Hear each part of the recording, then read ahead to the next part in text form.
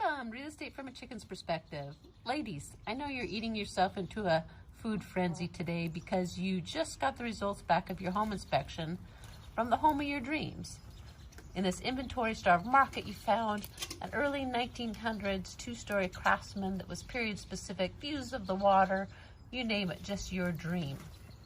But the home inspection showed you all kinds of things that you didn't see when you went through the home, such as lead-based paint all over the exterior, and the popcorn ceilings were all positive for asbestos.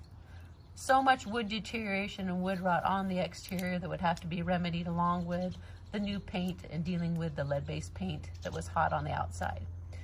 So you were getting out your checkbook, adding those things up, and realizing that for the price point that you were going to pay, even with negotiations on a home inspection and those findings, it just is more than you can take on.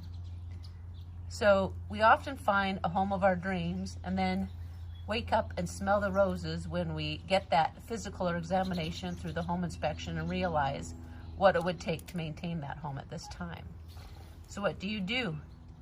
Yes, exactly. At this point, you've made the decision to walk away from that house, as difficult as it is, because the next one that is again going to be in better condition is just right around the corner. So do the right thing based on the analytics and the business decision, and we'll see you next time on Real Estate from a Chicken's Perspective. Have a great day.